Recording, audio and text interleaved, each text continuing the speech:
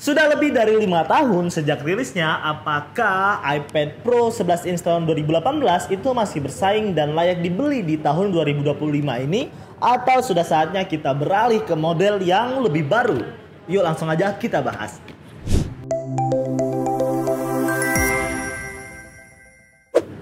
Halo Advisors, balik lagi sama Habibi di sini. Kali ini kita akan membahas tentang salah satu iPad yang rilis di tahun 2018, yaitu iPad Pro 11 inch tahun 2018. Model yang saat dirilis itu membawa desain yang revolusioner dengan bezel yang tipis, Face ID, dan juga Apple Pencil Gen 2. Jadi 3 hal baru langsung disikat sama MacBook ini. Apakah masih bisa digunakan dengan baik untuk pekerjaan produktif, desain, editing, atau gaming? Kita akan coba cek performanya, membahas harga pasarannya, dan sekarang tentu akan menjawab juga pertanyaan-pertanyaan dari kalian yang mungkin masih bingung apakah MacBook ini atau iPad ini maksudnya masih worth it di tahun 2025. Langsung aja kita lihat dulu barangnya. Mana mas? Oke, thank you. Ini dia iPad Pro 11 inch tahun 2018. Kita mulai dulu dari desainnya. Nah, kita coba buka dulu ya untuk iPadnya. Jeng jeng jeng, jadi jeng jeng jeng jeng jeng. Oke, jadi ini masih unit yang ada di kita itu masih full set dengan ada boxnya, dan juga di kelengkapannya itu nanti ada iPadnya yang pasti, dan juga ada kabelnya yang udah beredit, sama ada adapternya yang udah dari udah dari C2C ya. Jadi ini chargernya C2C. Oke. Kita masukin lagi. Kita review iPadnya aja. Chargernya nanti kalau mau beli sini silahkan dicek langsung aja. Oke. Kita ambil iPadnya aja dulu.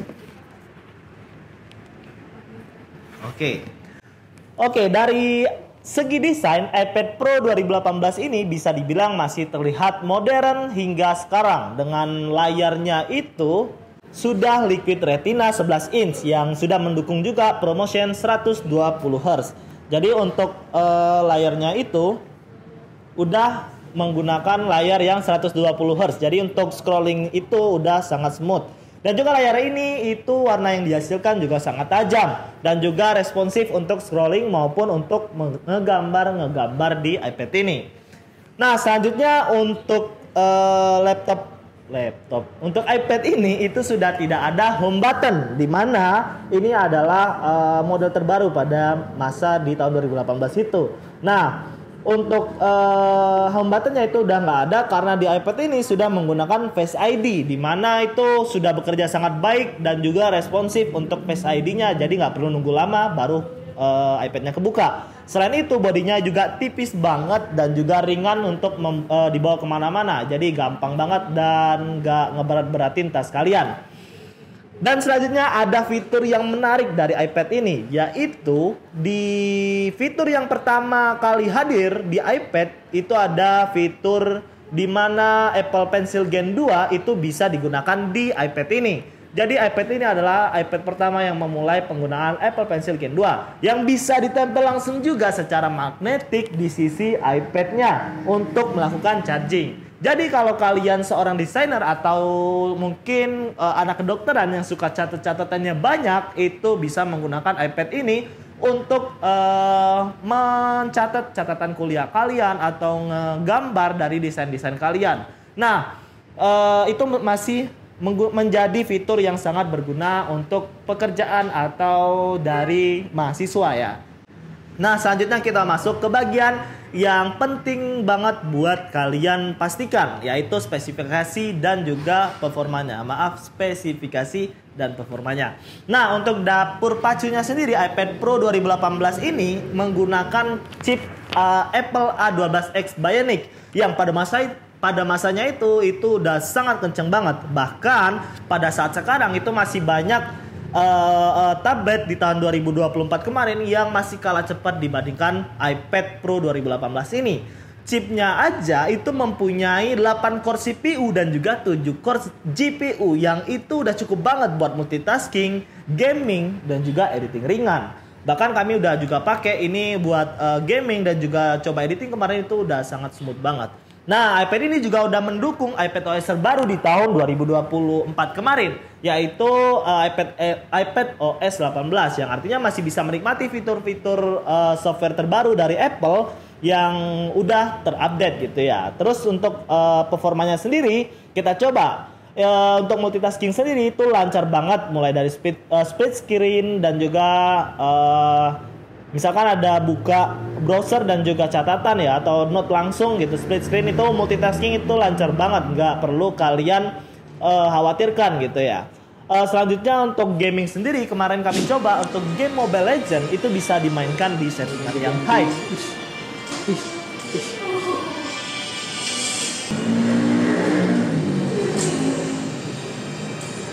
Angka patah 12. Semut ya, tapi masih ya anjir. Iya tuh. Ultra loh.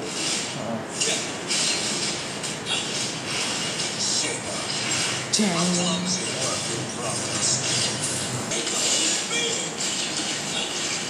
Sebagai aing. Retri aja dah.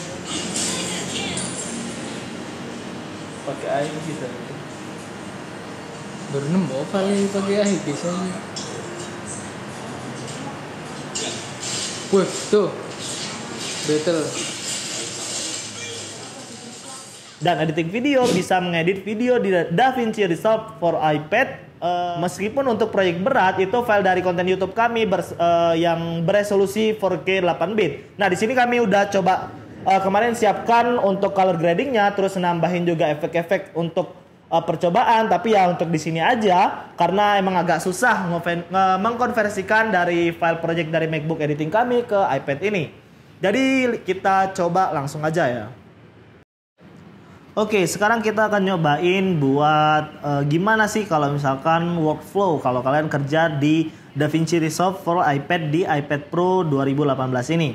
Nah, jadi di sini kami udah nyiapin file dari YouTube kami yang ini memang bukan yang biasanya kami upload karena memang kalau mindahin file project dari MacBook ke iPad itu lumayan sulit. Jadi di sini kami coba input beberapa footage dari yang biasanya kami pakai di YouTube, terus kami tambahkan beberapa grading dan juga beberapa efek. Nah, kita cek aja di sini itu gradingannya udah ada ya di setiap footage-nya itu udah ada gradingannya semua. Nah, itu untuk kita coba untuk previewnya ya. Untuk previewnya kita bakal jalanin di yang hasil dari raw kameranya langsung gitu, nggak pakai proxy-proxyan. Di sini langsung dari raw kameranya. Nah, kita lihat kalau misalkan dia di gradingan biasa itu memang previewnya lancar banget. Dan juga untuk scrubbing itu juga masih lancar-lancar banget tuh. Nah, untuk previewnya kita lanjutkan. Nah, di sini kalau efeknya masih cuma sekedar grading doang, itu previewnya masih lancar banget. Tapi ketika on-nya ada sedikit hambatan ketika udah masuk grading yang kayaknya agak ini ya, agak berat. Nah, di sini ketika masuk ke efek yang sangat banyak, dia ini ya, previewnya itu agak nyendet gitu, apa ya? Agak ada hambatan di situ jadi nggak terlalu lancar kayak misalkan hanya grading doang. Terus di sini di bagian sini kita kasih efek kamera shaking dan di sini previewnya juga lancar-lancar aja. Terus juga nanti di sini itu kita tambahkan efek blur yang previewnya juga masih lancar-lancar aja, dan terakhir kita tambahkan slow motion, previewnya juga masih lancar-lancar aja. Jadi untuk preview dia selama nggak terlalu membutuhkan efek yang banyak banget, dia previewnya masih lancar-lancar jaya. Jadi masih enak banget buat kalian editing tipis-tipis gitu ya, editing yang nggak terlalu berat gitu. Oke, next kita coba export menggunakan iPad, render menggunakan iPad Pro ini ya. Kita coba di yang H264. Kita coba ekspor, kita lihat berapa lama ya. Timer siap? Oke, kita langsung aja ekspor. Kita namanya bebas aja ya, langsung aja. Oke. Di sini estimasinya itu cuma beberapa detik.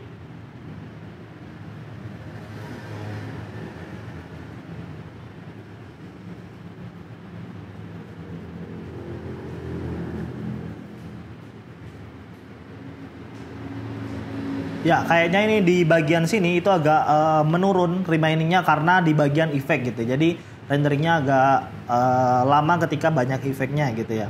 Karena di bagian sini tadi lumayan ada efek yang banyak gitu ya. Jadi remaining-nya agak mundur dikit dari estimasi yang dikasih. Oke, berapa detik Mas? 38 detik lebih 40 gitu ya. Nah itu untuk 1 menit file video. Jadi kalau misalkan filenya itu hanya renderan, hanya gradingan, itu kayaknya nggak butuh waktu yang sangat lama gitu. Atau kurang lebih hampir sama dengan durasi videonya gitu. Dan bahkan ini ada efek-efek yang sedikit banyak ini itu juga masih lancar aja gitu. Itu dia untuk performa ketika kalian menggunakan iPad ini untuk editing video menggunakan DaVinci Resolve for iPad.